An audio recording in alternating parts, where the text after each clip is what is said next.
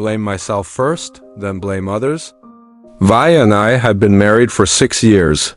I was an average accountant, and she was a kindergarten teacher at an international school.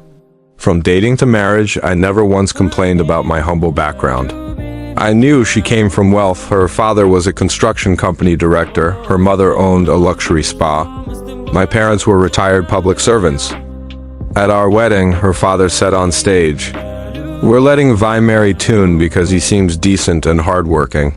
He may not be rich, but hopefully he won't let her suffer." At the time, I felt proud.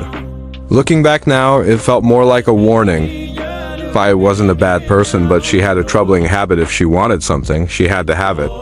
If things didn't go her way, she blamed others. Whenever we argued, she'd run back to her parents' house. I'd call to apologize, and before I could say a word, her father would snap.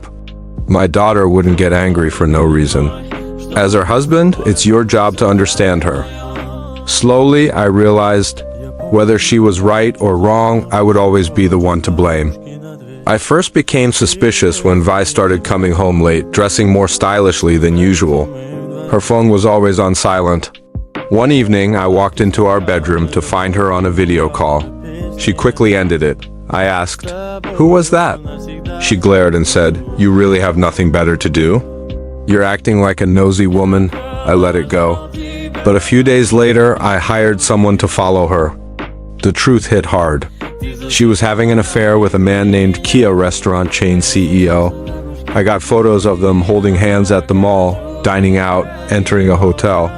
I printed everything and brought it to her parents, hoping they'd talk sense into her. But her father coldly replied, "Vi is young.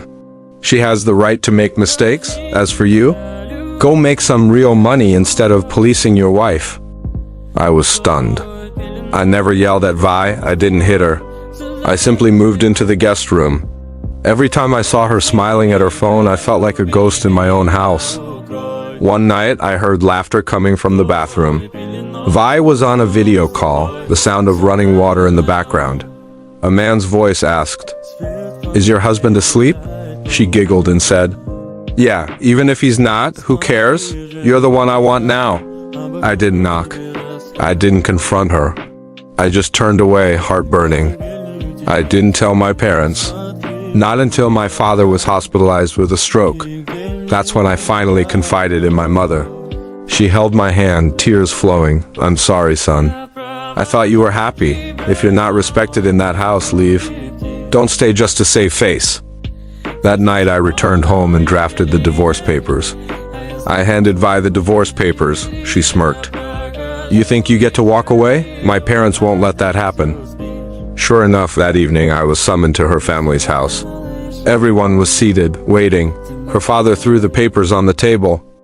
"You have the nerve to file for divorce? My daughter should be the one leaving you," her mother chimed in. "Toon, no matter what happened, Vi is still the mother of your child. She just made a small mistake. A man should be forgiving." I laughed bitterly. "A mistake? Sleeping with another man and mocking her husband? Sir, I've tried my best. But love can't be carried by one person alone. I no longer want a fake marriage. I'm leaving. Whether or not Vi signs is irrelevant now." I stood up and walked out.